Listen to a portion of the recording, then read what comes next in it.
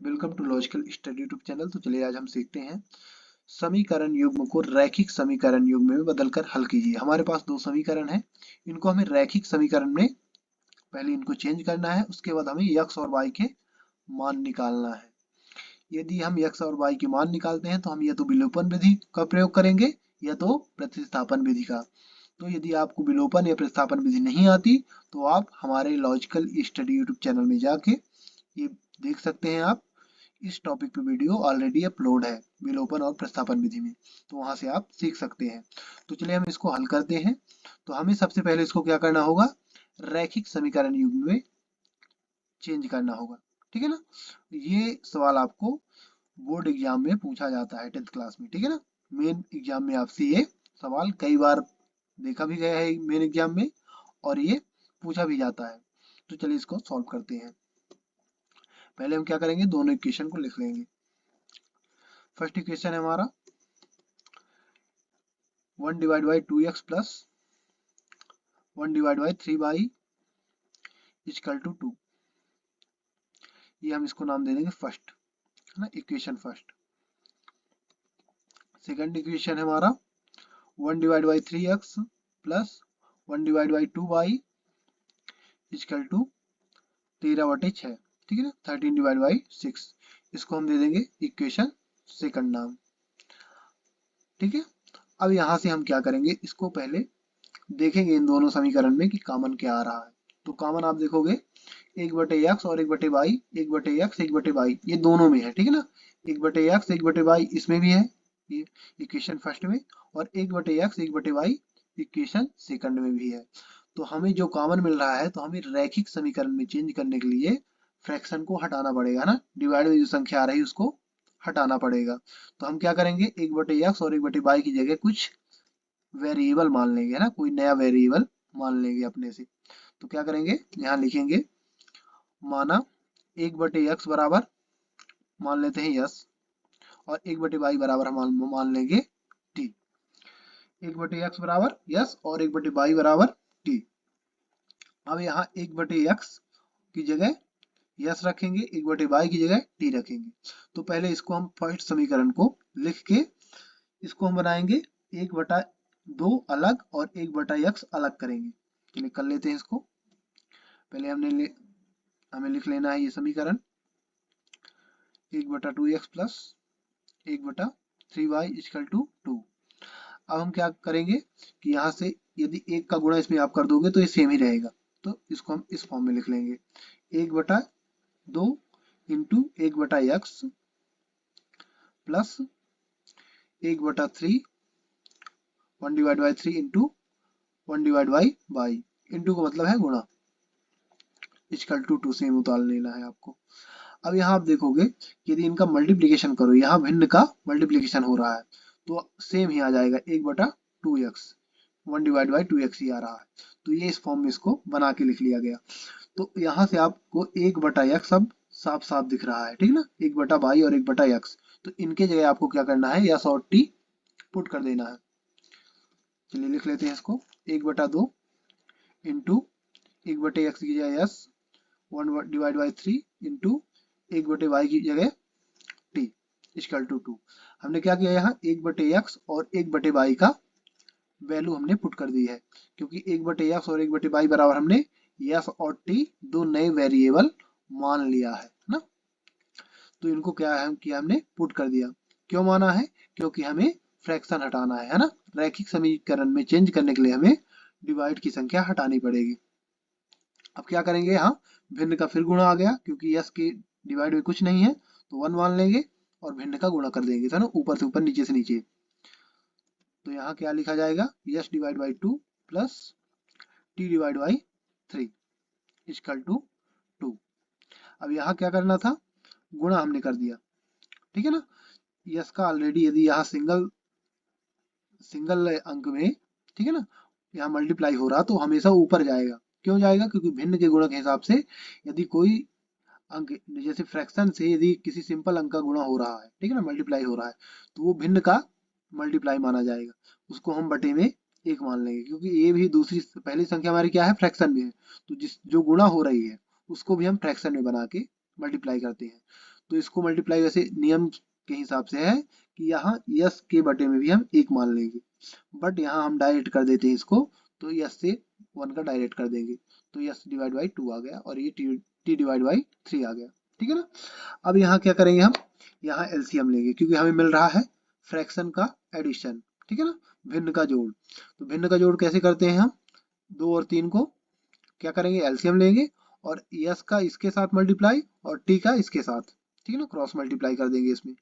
तो चलिए कर लेते हैं इसको हम, यहाँ लाइन खींच लेंगे ऐसे, थोड़ा जगह की कमी के कारण ये हम इसको ऐसे हल कर रहे हैं। तो 3s plus 2t divide by 6 equal to 2 कैसे आया, 2 तिहाई 6, नीचे का ना एलसीएम आया 6 और फिर हमने इसको यस के साथ 3 का मल्टीप्लाई किया है ना, 3 के साथ यस का, तो 3s हो गया और ये t के साथ 2 का, तो 2t हो जाएगा ये।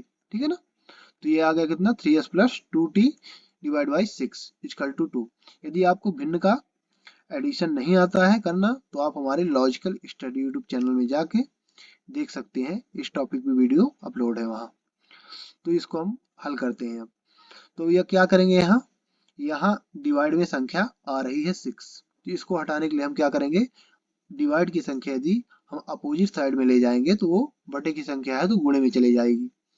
तो चलिए करके देखते हैं इसको, 3s plus 2t equal to 2 गुणे 6 आ जाएगा क्योंकि बटे की संख्या कहाँ चली गई, डिवाइड के उस पार गुणे में चली गई। अब इसको हम गुणा कर देते हैं, तो 3s plus 2t equal to 12, 6 2 जा 12। इसको हम समीकरण नाम दे देते हैं थर्ड।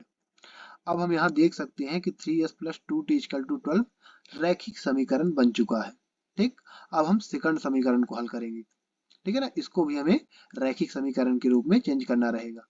तो सेम हम इसको लिख लेंगे इस फॉर्म में डायरेक्ट। ठीक है ना, सेकंड समीकरण को जैसे है 1/3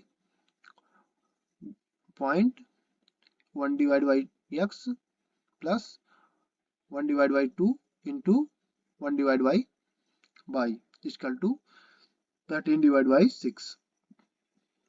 अब ये इस फॉर्म में हमने लिख लिया इसको। ठीक है ना, इसको कुछ नहीं किया हमने, बस इसको इस फॉर्म में हमने लिख दिया बना के, ये लिखा सेम इतना ही है ना, 1 डिवाइड बाई 3x के बराबर ही लिखा है क्योंकि यदि इसको आप मल्टीप्लाई करोगे भिन्न के गुणा के हिसाब से तो 1 1 जा 1 और 3x, तो 1 डिवाइड बाई 3x ही आएगा। अब हमने इसको जब इस फॉर्म में बना लिया तो यहाँ 1/x और 1/y की जगह हम यस और टी पुट कर सकते हैं, है ना, यस और टी वैल्यू यहाँ रख सकते हैं।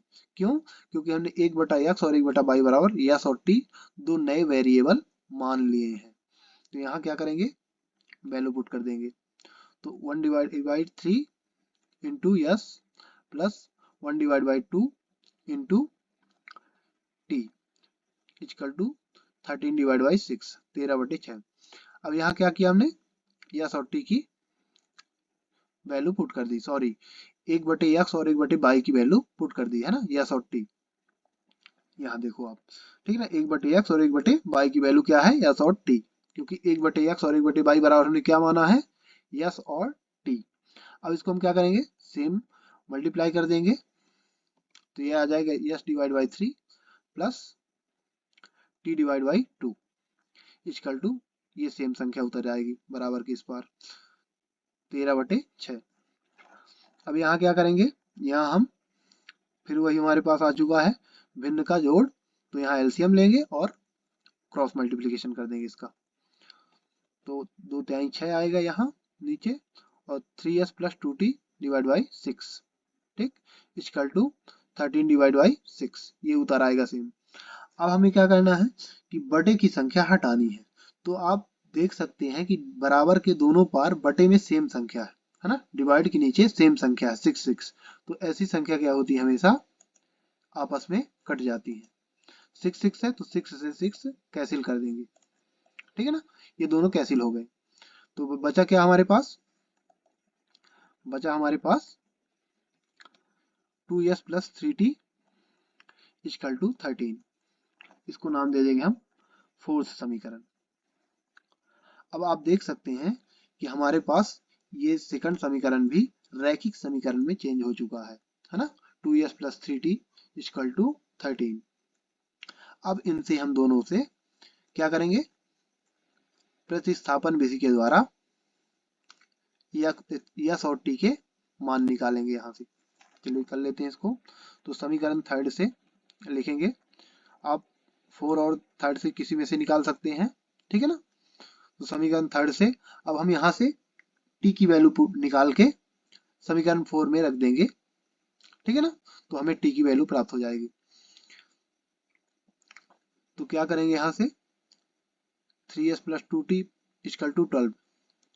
पहले हम समीकरण लिख लेते हैं, 3s plus 2t equal to 12। यहाँ आपको समीकरण लिखने की जरूरत नहीं रहती, आप डायरेक्ट भी हल कर सकते हैं, ठीक है ना। यहाँ जैसे मैंने पूरा समीकरण लिखा, तो आप टी की वैल्यू यहाँ डायरेक्ट भी निकाल सकते हैं, बट यहाँ हमने समझाने के लिए ये प्रॉपर तरीके से लिखा है। तो यहाँ 3s plus 2t equal to 12। तो अब 2 और t की वैल्यू निकालना है, सॉरी 2t है यहाँ, तो हमें t की वैल्यू निकालना है। तो हम क्या करेंगे, पहले 3s को यहाँ से हटाएंगे। 3s को हम हटाएंगे तो इसकी साइड चेंज करेंगे ना, है ना। इसको हटाने के लिए तो कहीं जाएगा तो है नहीं, तो इसको क्या करेंगे, हम इसकी साइड चेंज करेंगे। तो जब ये बराबर की इस पार है तो प्लस में है, तो बराबर की उस पार जब जाएगा तो ये माइनस में हो जाएगा। साइड चेंज होती है यदि किसी संख्या की, तो वो उसका चिन्ह क्या होता है, उल्टा हो जाता है। तो ये आ जाएगा 2t equal to 12 minus 3s, ठीक है ना।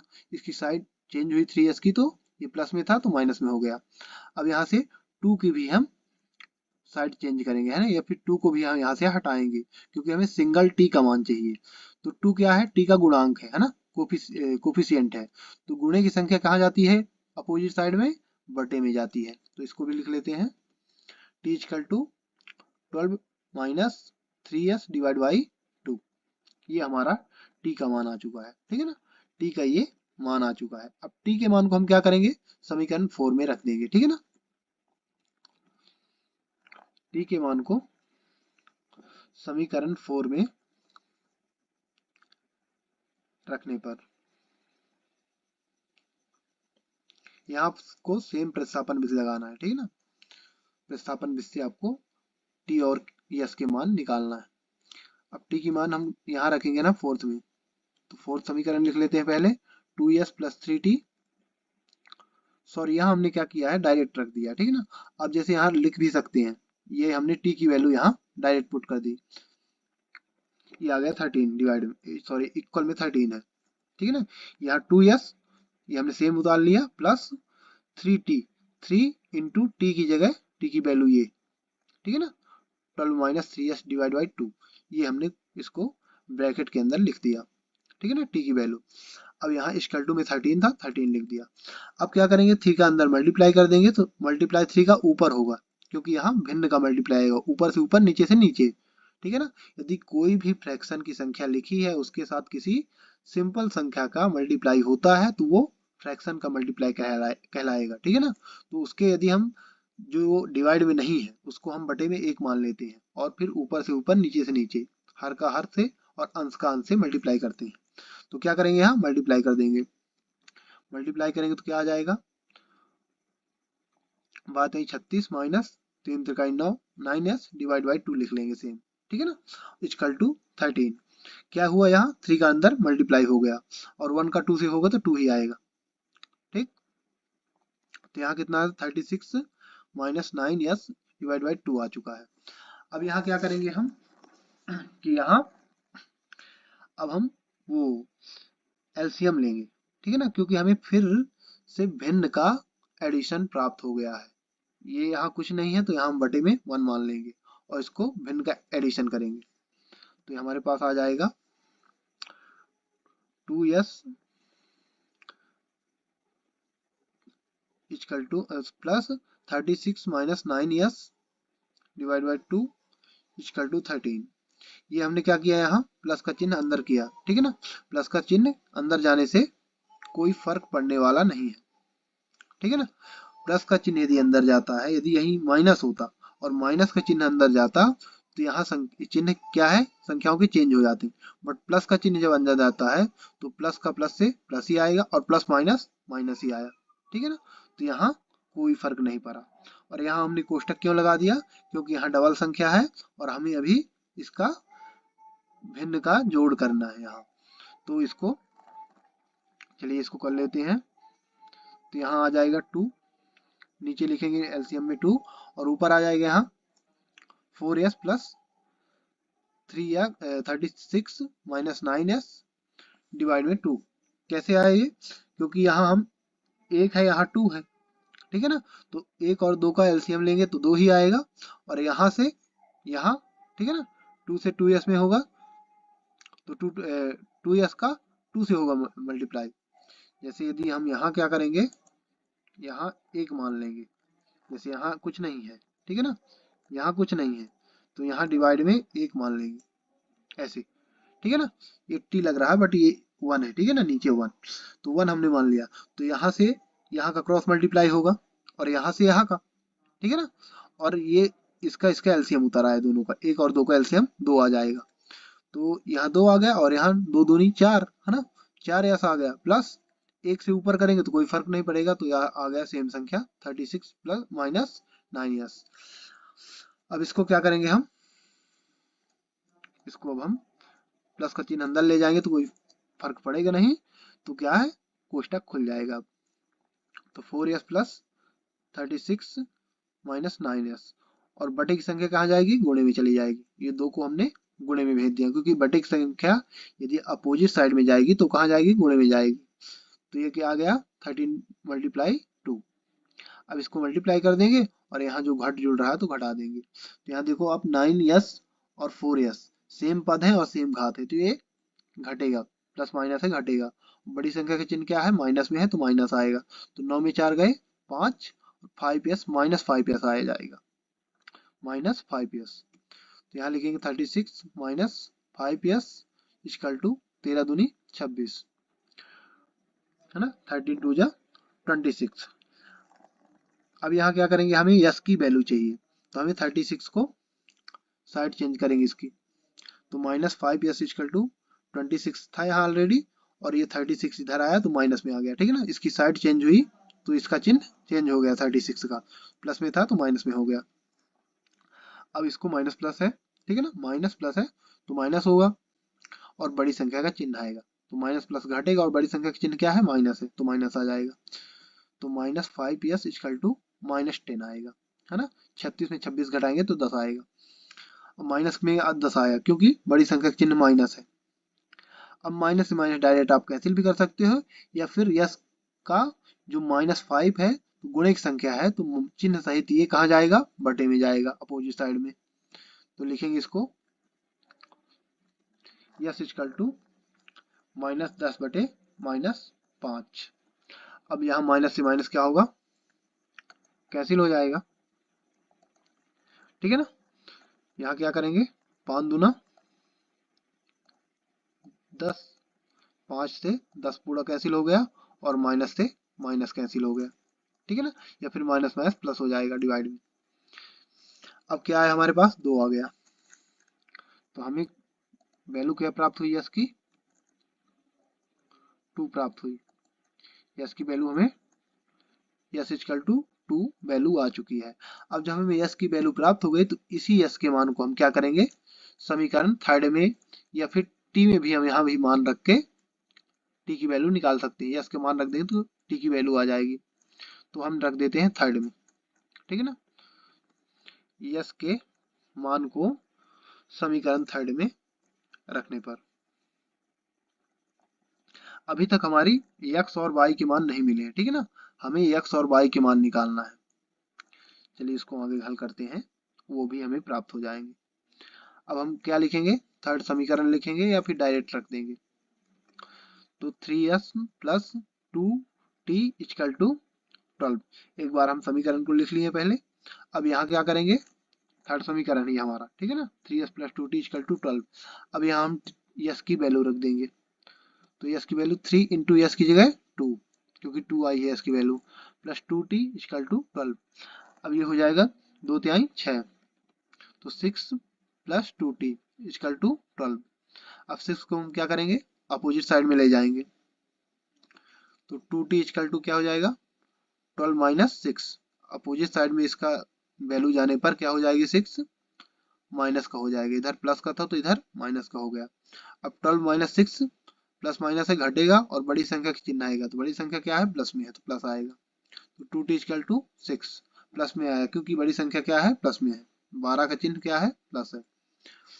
अब ये यहाँ t की वैल्यू चाहिए, तो हमें 2 को भी यहाँ बटे में ले जाना पड़ेगा अपोजिट साइड में, क्योंकि गुणित संख्या कहाँ जाएगी, अपोजिट साइड में जाके बटे में चली जाएगी 6 के। तो t equal to 6 divide by 2। अब इसको हम कैंसिल कर देंगे, जो कट रहा है तो क्या आ जाएगा,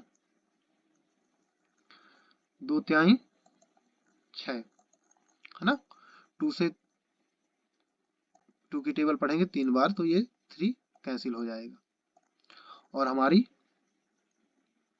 वैल्यू आ जाएगी t इक्वल टू 3। ये हमारा t का भी मान आ चुका है।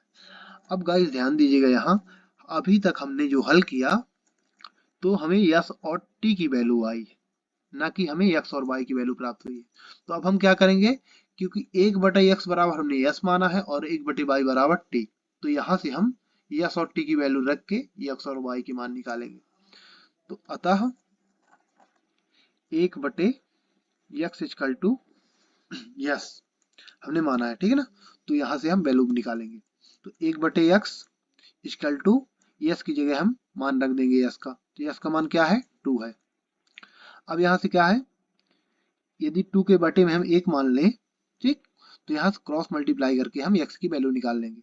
तो क्रॉस मल्टीप्लाई यदि 1 रख लेंगे यहाँ नीचे, है ना, 2 के बटे में नीचे 1 मान लेंगे, तो 1 से 1 का होगा तो 1 ही आ जाएगा, और 2x, तो 2x इक्वल टू क्या आएगा, 1। तो 2x इक्वल टू 1। अब x की वैल्यू निकालना है हमें, तो 2 को क्या करेंगे, गुणित संख्या है बटे में जाएगी अपोजिट साइड में, तो ये आ जाएगा x बराबर 1/2। ये हमें x की वैल्यू प्राप्त हो गई। इसी प्रकार हम y की वैल्यू निकालेंगे तथा 1/y बराबर t, ठीक है ना। 1/y बराबर हमने क्या माना है, t। अब t की वैल्यू रख देंगे यहाँ, तो 1/y बराबर t की जगह t की वैल्यू 3 है, तो 3 हमने रख दिया। अब यहाँ भी हम क्रॉस मल्टीप्लाई करेंगे बट 3 के बटे में 1 मान के, और y का मान निकाल लेंगे, तो क्या हो जाएगा, 1 1 जा 1 और 3 से y का तो 3y, तो 3y इक्वल टू 1। अब y की वैल्यू निकालना है, तो 3 कहाँ जाएगा, गुणे की संख्या है y की, तो y की गुणे की संख्या कहाँ जाएगी, अपोजिट साइड में 1 के बटे में, तो y इक्वल टू आ जाएगा 1 डिवाइड बाई 3। अब यहाँ से हमें x और y की वैल्यू मिल चुकी है, x इक्वल टू है 1 डिवाइड बाई 2 और y इक्वल टू है 1 डिवाइड बाई 3।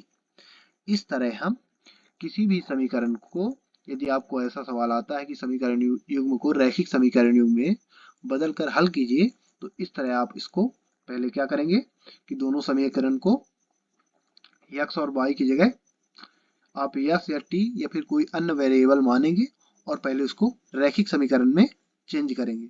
रैखिक समीकरण में चेंज करने के बाद आप जो भी वेरिएबल निकालते हैं, ठीक है ना, जो भी वेरिएबल मानते हैं उस हिसाब से आपके ये दोनों समीकरण बनेंगे, है ना, रैखिक समीकरण।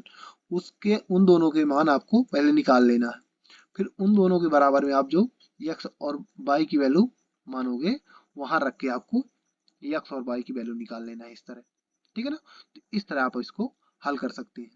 तो चलिए गाइस, आशा करता हूं कि आपको ये समीकरण युग्म को रैखिक समीकरण में बदल कर हल करना अच्छी तरह से समझ में आ गया होगा।